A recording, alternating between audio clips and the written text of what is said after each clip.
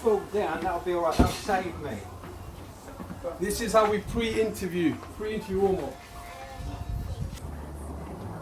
That's really good. Yay! Oh, That's right. yeah. Oh, that's what I need, blood to my brain. That's brilliant, Neville. Yeah. Stay there for half an hour We're now. on the interview now. Yeah, just keep going, that's fine. I'm still setting up.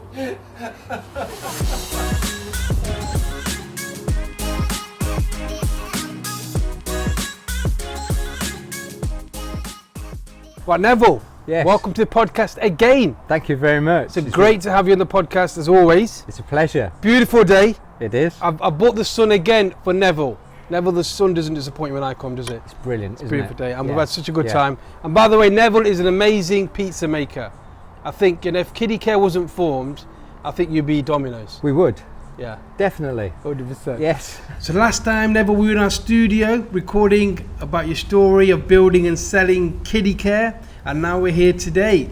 I want to talk about, obviously we're in a situation now with the pandemic and what's happening with that, and we'll probably do a separate topic on our thoughts around the actual pandemic. But as a business now, we're both in business, and we're hearing things, we're talking to things. So I think it'd be great for our listeners to get some insight of what you think is going to happen or going to happen, thoughts you're getting, and then we'll take it from there. So just give me an idea in business, in your terms, what's happening at the moment and what kind of things you're doing to kind of look at counteracting what's happening at the moment. Well, it's chaos for a start, and I don't profess to have a crystal ball, and I don't think anybody has. It's unprecedented times, which we've never been through before, but we'd never been through the 2008 crash or any of them. Yeah. But this is a lot different to anything else, because when you have a crash, normally it's in the country and it's not normally worldwide,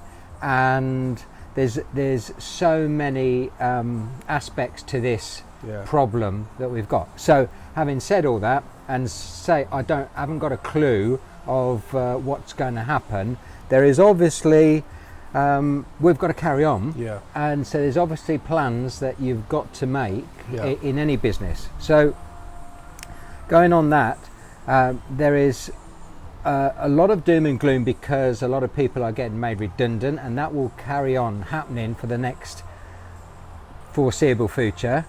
But on the upside, it's making all the people who have been sitting on the fence for the last 5 or 10 years going, I want to but I can't, I want to but I can't. I will start a business when the economy is right, when the time is right, when whatever. And of course it's getting fired is why I started business. Every job, after 17 jobs I had, so it was always the wrong time to look after yourself. No money, no, I didn't know what to do, and it was like, and that's what people are in now. That's right. There is so many choices, but everybody's doing it, and there's no money in it, and besides I've got a job and I'm getting a monthly income. If it stops, it's ideal to go self-employed, to have a business, to go into business. It's ideal, because it can't get any worse than it is. Queuing up for welfare, and there's no benefits to the benefit system, in the long run. There isn't. Maybe for 2-3 months, yes, but not in the long run. So with all these people getting made redundant, this is two aspects. One, I've just explained about going as self-employed for the people who want to, but it's not everybody's cup of tea, and then a lot of people are fearful. And the other thing is, with so many people being unemployed, it's a great time for people who are expanding their business or who are going into business to get other people, because I've been through situations over the last 40 years where you can't get people. And now's an ideal opportunity, and it's a cherry picking time to get people with skills and knowledge to come and work with you. So You can start new businesses if you are already in business. You can follow your dreams on things that you couldn't get the right people to help you. And so everywhere, it's all about. So many opportunities. And I think also on that point is you've got nothing to lose, because if you've been made redundant and the market's tight and you're not looking to get into work straight away, why not give that idea of a business a try? And like you said, sometimes we're forced into that decision. Maybe this is the time. Yeah. Because you'll never, I don't know about you, Neville, your own business. Obviously we have things which you look back and think, okay, could have done it better, but you don't have a regret because you're always learning, aren't you? That's the key to business. You are, every single day. Every day, things could be better in certain ways, and things could be a lot worse. Yeah. And I think once you just hit on something there where you said, while they haven't got a job, they could try like being self-employed, and then while they're looking for a job. I believe once you taste the freedom of being your own boss and being responsible for yourself, and if you've got a work ethic and a goal, if you've got goals and dreams, ambitions, I don't think you'll ever go and work for anybody again. But if you did, you'd probably be a far better person to employ at a far higher salary, because the knowledge of being self-employed is completely different to being employed. So it's like a win-win situation. And I've spoken to people that I mentor, and people have gone back to the office world and realised within a quick few months it's different because their mindset's changed. So being in business isn't easy, but working for someone else isn't easy. So it's just what do you want to do? And if your back's against the wall, then starting a business is probably the right time. Yeah, we had 125 full-time staff in kiddie care. I would say probably over 100 was really happy. They were in there. I think there's a motorcycle club. I think they're coming to watch the podcast, but the rule of six. They are. Rule of six. We can't do the rule of six today. Maybe another time. So there's a motorcyclists come over here on is it Sunday or Saturday? It's Saturday, isn't it? I think it's Saturday today, isn't it? Yeah. So I don't know what day it is these days. Well, you hear the motorcycles and you know it must be the weekend. Yeah. So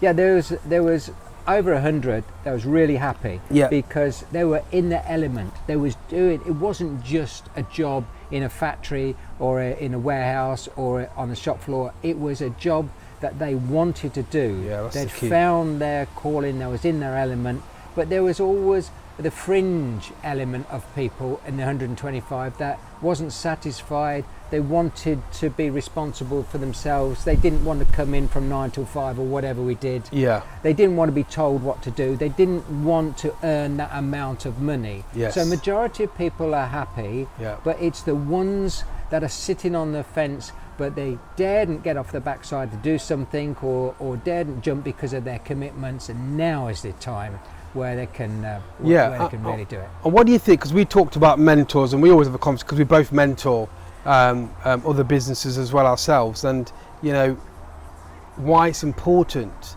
to probably get the right advice, because there's so many now with marketing advertisements, going to get rich overnight. I mean, we've all seen the adverts, and I'm trying to be an advocate of, look, yes, the advert's great, it kind of gets some retinas go inside you, but having a good mentor and taking advice of mentors is really important to get around the right people, isn't it, when you're starting a business? I personally think that's the key to my success. I'm sure you'll probably share some experience. I've had mentors all my life, and I think people should. A lot of people don't want to pay for a mentor, but that's because they don't understand what value they present, what value they give. And of course I can understand that, and this is why I mentor far more people that are in business and have been in business for 20 years than the people who are just thinking about going into business. I say to the people who are thinking about going into business, I will give you an hour's mentoring, because that's not going to cost you a lot of money. And in fact, if you're the wrong person and I've mentored you for an hour, then you're going to save thousands and thousands of pounds by not jumping in and doing the wrong thing. Yeah. And the people who do go in, then it's a fraction of Yeah. what they can earn in a Of week. course. You know, so Yeah. mentors are essential. I do believe if you you can soon find the Well, do the your right one. research. I mean, Yeah. there's so much on the web these days. You can do your research. So in half an hour, really. yeah, and I think, you know, we can get on the bandwagon of there's not, you know, people doing mentoring the wrong side. But look, do in a business, what, you know, you'll know this, every single deal you do, or whether you take a staff on, you do your due diligence. Yeah. So if you're going to start going into business, to finding a mentor, get in the habit of doing your due diligence and finding out what they've done, have a coffee with them, and then pay for that discovery call. Because for me, when someone invests their money and time with me, like you said, it shows their commitment Yes. as well as yours. And you've got to be committed to do something, right? Yes. Yeah. Yeah. In any It's, deal, anything. So I think at the moment, so we've talked about obviously people starting a business. Now a lot of the people listening to our podcast are already in business. Right. They're fearful at the moment. Some are thriving. Depends what industry you're in. If you're selling hand sanitizers, then you know you're doing really well. Yes. But some businesses are fearful. So, you know, what advice would you give people who are now thinking, well, I don't know what to do at the moment, because every time I switch on something in the media or I get a message from the business cycle, it's always like, oh, this is changing, that's changing, we're shutting down at 10 o'clock. Yeah. What advice would you give based on that, Neville? Well, obviously they don't know what's going on, so you have to. I've always believed you take your luck as it comes, whatever it may be, and you fit yourself to it. And I say look, but what I really mean is you take the situation Yeah. as it is. You have to accept the situation, and this is where a lot of people don't. They cannot accept what's going on, Yeah. so they close down.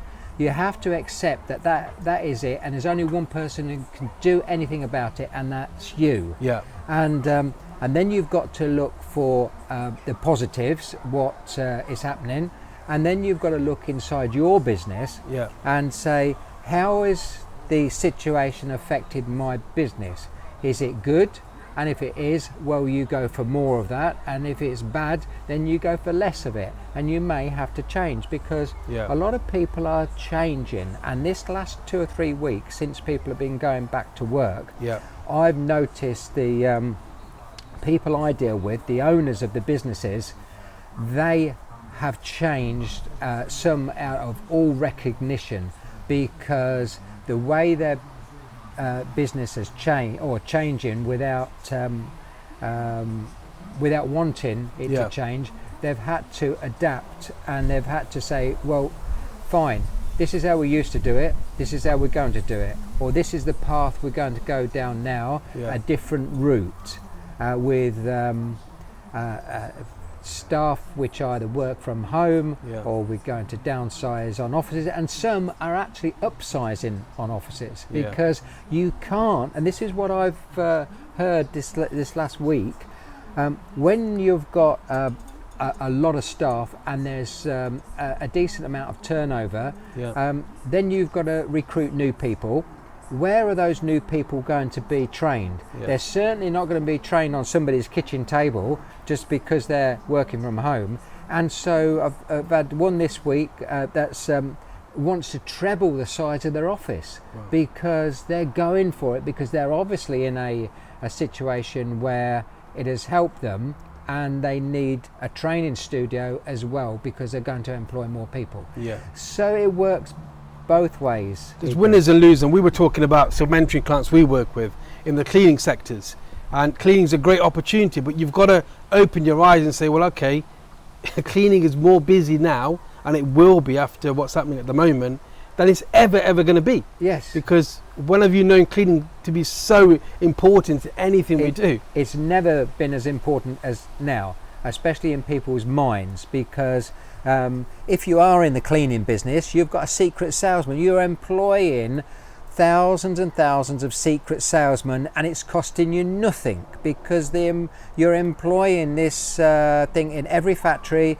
in every hotel, everywhere you go, and your secret salesman is fear. And everybody is fearful of bugs and viruses and stuff Yep. like that.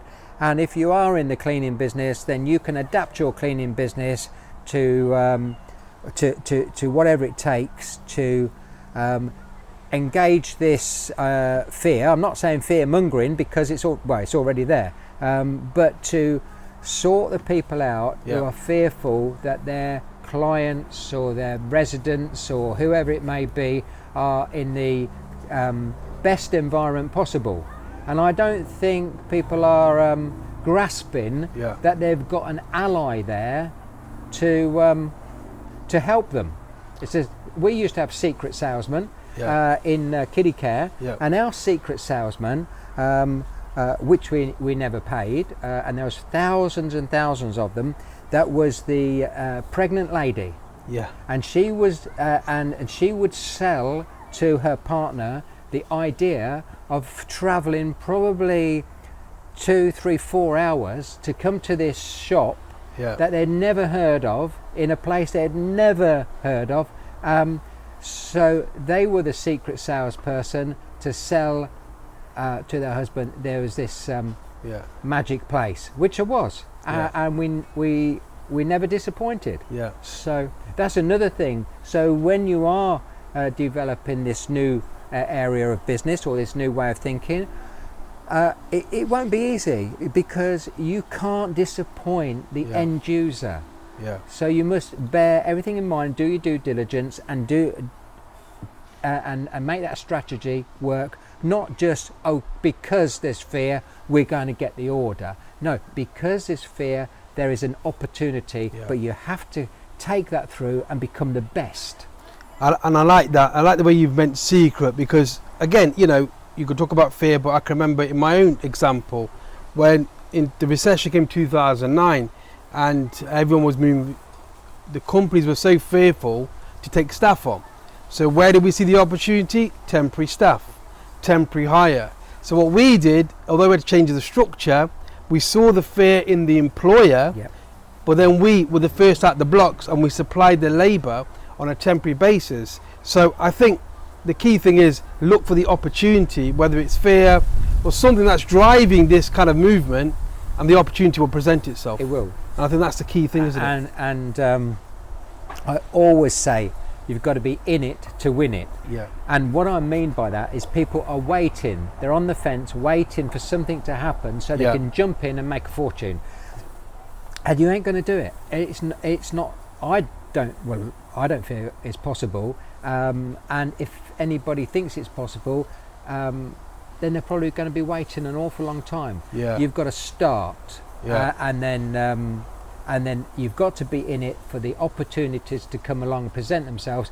And of course, when the opportunities do come along and present themselves, you've got to be ready to accommodate that. And that's another thing why people don't expand their businesses, because opportunities go by. It's like being in the river, and you're on the riverbank and there's lots of fish, and people go, well, I could have caught that one. I could have caught. See that big one? I could have caught that if I'd got a rod. And of course, it's the same. I could have if I'd have got off my arse and done it. But you've got to be in it, and then you've got to have the tools and the equipment and the mentality to win it. And you've got to be ready. Like you said, be prepared, because the opportunity will present, but only present you if you've got your eyes open and you're looking in the right direction. If you're looking the opposite way, that thing will go past you. You turn around and think, where was it? And everyone else has jumped on that boat and it's gone. And you wonder why your competitors or somebody down the street is thriving. Because wherever you are in the country, whether it's a town or a village or wherever it is, there are people who do exactly the same as you. And there are some who are thriving, and there are some that are going bankrupt. And this has always been the case. That's business. It's always been the case, and there's reasons why. So Mark Cuban, the billionaire from America, says it great. I love the way he says it. Business is like sport. You're going to win, you're going to lose. You've got to get back up, touch yourself up. It's not a smooth path, and a lot of people, tell you it's easy, but it's up and down. But where there's a down, there's an up. So I've done a lot of podcasts and a lot of interviews, and one of the questions is, can you tell me about your failures? And I can't really, because I've had no failures. I know I've done a lot of things that I wouldn't do again, and I know I've learned an awful lot. But if we talk about failures, then well, I don't know. The story ends. Yeah, you know. it's you're educating yourself. Failure is Yes. opportunity to learn. Yeah, and it But- costs. But Neville, it's only a failure if you treat it as a failure. Exactly. And I That's think what I meant. what people want is for what is the failure so I can avoid it? Well, you can't avoid something which you're part of, because everyday circumstances are different. We may not have a pandemic in the next 10 years. We don't know. But the recession was before, and this is similar. Yeah. And obviously we'll see the impact a bit later financially. But like you said, make failure your friend. Yes, Yeah. that's right, because I fail every day. Yeah, And I know I fail every Yeah, day because my friend tells me I do. Yeah. But I'm not going to fall out with her. No, exactly. And you need that, and that's why I think with mentors or support networks or whoever it may be, it's a friend of yours or whatever. Sometimes they can see something you can't, and that's so good to have. Don't tell her that. Oh wait. I'm the same. But Yeah. I learned a long time. When you can appreciate failure as part of the game, and listen. By the way, sometimes it hurts. When something happens. But the key is you get over it, and like you said, you forget about it. Yeah. Because every time when you're looking back to learn rather than looking back at regret, it is the biggest thing, and we don't know where we're going to go going forward. So the advice on business is just keep going, look for the opportunities, and if you haven't started business, take the opportunity now. It's a wonderful opportunity. Yeah. Yeah, it's something that I think a lot of people will regret if the economy comes back in a year or 2 years and they've been sitting there waiting for the opportunity and then they get another job. I think they'll have missed. Neville, what do you think about, for example, let's say somebody who's starting a business and they've got some cash, but they're a bit concerned about going full into it because of, I don't know, maybe they've got overheads or whatever to cover. What do you recommend to them? Do you recommend, I'll ask you that question before I try and make an assumption what you're going to say.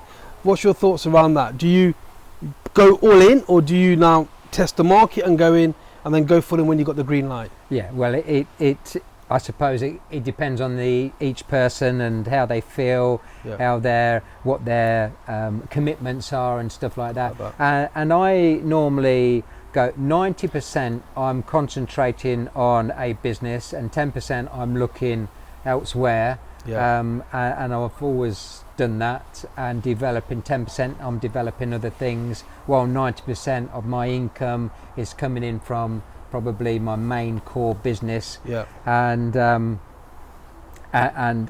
I say, well, you should speculate to accumulate. Yeah. You should follow your heart and your gut Yeah. feeling. Is it right? Is it wrong? Will I be anxious and frightened and terrified of doing this? Well, you don't do it. Can I see the small steps instead of the big? Because I get people and they go, I want to be a billionaire. Well, you got to start. If you want to be a billionaire, well, come down to how much you're going to earn today. Yeah. Can you put food on the table, Yeah. and can you put some in the business Yeah. to build it? There's no magic bullet. You're not going to be there is, work hard, but you're not going to be a billionaire or a millionaire straight away. But a lot of people won't start unless they can see, and as you say, if you wait till all the lights are on green before you go to town, you're never going to go shopping. Yeah. You've got to do one step at a time, and you've got to get your goals, your weekly goals, your hourly goals, your minute-to-minute goals, and our minute-to-minute goals at the moment, I would imagine mine's the same as yours, is to present something to inspire people Yeah. to have a better life, and that I'm not talking about money, but Yeah. I'm talking about a better life, to feel better and feel content, and then push themselves. Push themselves. And I think everyone starts with the mindset of money is the end goal, and it is at times. But when you've sold it is that, when you want your next meal and you haven't got yeah, any money. exactly. So I've spoken to the billionaires, and your 100 millions that you sold your business for. And what I would say is, if you ask the end question, it was the process that was the most fun part of everything. You'd trade all that money to know how you got somewhere, because the end of your life, and I'm a bit younger than you, Neville, a bit younger, but then it's experiences. Look at the grey hair. There you go. Look at the grey hair. There you go. There you go. He's getting older. Yeah. But do you see what I'm saying? So it's a daily process. It's not. I've let him go now. That's better. The kid's coming out. It's called the Fun Podcast now. We're having a break. Chill out. But what I'm saying is, it's the end process. It's not about the money. And I think people get blinded by the money at the start because they want to be the billionaire or the millionaire, but they don't want to put the work in. Yeah.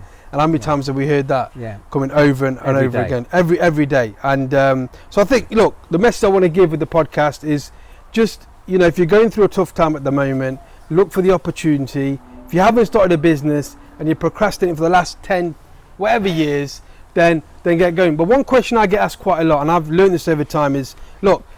Is there water? Is that water in there? Yeah. Thanks. Yeah, so, it's all right, no, very break. Thanks very much. Thanks, Mandy. Yeah, so cheers for that. Right, Carl, don't cut this part out, by the way. So, where was that? Yeah, the question I get asked is, when people start a business and they're a bit older, you've got to look at your own circumstances, and that's why I like when you mentioned that. Look, someone who's 19, when I was 21, 22, I was a big risk taker, but I lived, I had no expenses, right? If you, me now, with kids and stuff, I probably won't take as big a risk because I don't want to impact it. So people who come to me and say, Jay, that guy's 21, he's taking so much risk, I can't do that. Just look at your own circumstances and play your own game. Yeah. Don't worry about that guy. Because and I can take a bigger risk than you can, because I've got my children, my grandchildren, and now great-grandchildren. Yeah. And so therefore, I can do what I want to do without that fear of, will they be all right? Yeah, you're standing on your head a minute ago, so that was, I won't do that. I can't afford to get away with that. Man, you'll kill me on that. No, don't do that. But that's a good point, because your changes. I mean, when I'm your age, I'm going to be jumping out of planes, but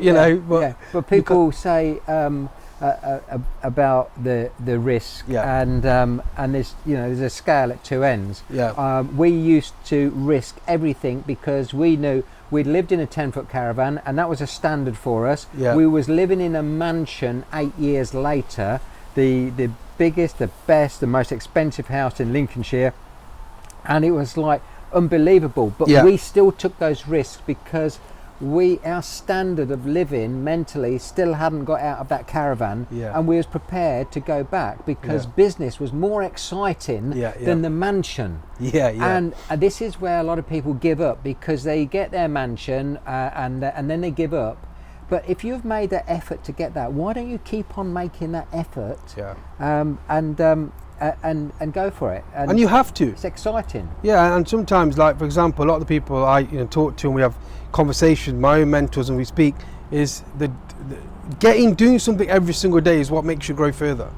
And the people who stop, whether you've got $1 million in your bank, whatever money you've got, the day you stop is the day you go backwards. Yeah. And why would you want to? Well, why would you stop? And you just mentioned if you've got $1 million in the bank. You see, most people don't even think of that. That's the door, Mandy. If you maybe could open it. Tell them we've got 6. We can't get 7 now. Yeah, we're not allowed to come in. Yeah. So it's not the money. Yeah. It isn't. It's what you do. It's not the money. Yeah. Nothing to do with the money. It isn't. It's that you've got so long to live, and you want to cram in as much excitement and as much as you can do, really. So never going on that, and I bet it was DHL or probably. Amazon. It's Amazon. Neville's book. Never watched a book called. We ordered some copy. The answer is yes. Now, what is the question? It should be one on every bookshelf in the world. We're going to put that obviously in the link, as we will do. Hey, I had a lovely email from somebody from America yesterday, and if it is that the book? No, it's not. That is the book. I think it's the book. No, I think it's probably yours. I've ordered. We haven't released it yet. Damn. Oh. Yeah. So no, you had a good message from America. Yeah, from America. Somebody had read the book, and it's a great book. And they'd gone along with me with the journey, and they felt what I felt, and they understood, and it was so nice. Yeah, it was. And you worked hard to get where you are, and one thing I like about you, Neville, you give a lot of time. I mean, we've met quite a few times now, and every time we talk, we always talk about I'm always learning. I'm always learning from Neville. And Neville learns from me, probably the basics, but it's a case of... I learn a lot. You learn a lot. I learn a lot. I've learned how to stand on my head today. You're going to teach me that. But I think that's the important thing, you know. The day you stop learning is the day you stop, you know, doing anything. Yeah. And I think most successful people will realise that, you know, there's no end game. Just keep on going, and that's the main thing. So what's the plans for Neville going forward now? Are you still hustling? Are you still... Yes, yeah, hustling. That's... Yeah, I never understood that word, and somebody said, "Oh, you're a hustler," and I You had to Google it. I went no, because I mean they explained a hustler as somebody who sells snake oil, but a hustler is and I can plead guilty to this one all day long. As a hustler, is looking for new opportunities, looking for to do something, to excitement, to do something different, to help people, and to have you've got to do something in the day. You've got to. And I work about 16 hours a day, and I don't have to work at all. But what would I do? You know, it's like I do what I want to do. And some people say, well, that's work, but I don't class it as work. I've seen you on your sites when you're doing all the you're getting down, and also you're doing all the work there. That's something which you love doing. You love getting your hands dirty and getting involved. Yeah, because it's a goal within a goal. Everything is a goal within a goal. It's like I'm getting my exercise, and I'm seeing what's going on around. I'm motivating staff with me, and it's good fun. I look at food and I eat it. I look at wine and I drink it. I look at my stomach and I see what I've done. I weigh myself every day. And I chastise myself, because after a few days, and you put on 3, 4, 5 pounds, and it's like, and your belt gets tight, and you can't get it up to that notch where you should want to. And so, if I want to live longer, I have to be healthy. And if I want to live longer, I also like, as you see, like cooking, and I like eating, and the two things don't go together. Sitting on your arse and eating and drinking will do one thing, and it will make you sluggish, and you won't be able to move about. So I have to go on the opposite side, temper it by doing some exercise. I've got a gym, and I can do an hour in it at the tops, maybe half an hour, 20 minutes. But I need to do more, and I want to achieve something. And when I go on building sites, I feel I've achieved my exercise, I've helped people, I've done something productive, and I've kept, you may say humble, kept real, you know, and you can lose that, and I don't want to lose it, because when you're going up, and I don't care whether you've got 100,000 or 100 million or 1 billion, you can come down just as quick through no fault of your own. And I've found, through no fault of your own, a surround, you know, I'm talking about governments, I'm talking about the weather, climate, the situation, anywhere. If there was no water in this area, these properties, which are worth millions, would be worth nothing. You know, and you can't stop the rivers from drying up. So we're all in the hands of other people and situations. So there's no telling when you're going to lose it. Well, we've seen that with retail, with Amazon, and no one would have forecasted. I mean, we could see this coming, but the acceleration of the last 3 months. In Amazon are recruiting 7,000, and shops are closing. There's no, you don't need a rocket science to work that one out. And we know where it's going. So if you're still stuck in the old way of doing retail, unless you move your model to a different model, it's got to change, and you've got to change. It does. And I don't know, do you find people still stubborn in the old ways, stuck in their ways, or do you think more people are more open now because, you know, it's just... No, they're stuck in their old ways, because you can't go shopping now, because there's a guard at the door with a mask on, with this thing, this gel, that they've not proven to be any good, because there's hundreds of them about, and some of them are paint stripper, and they're standing in the doorway, basically say, you can't come in my shop.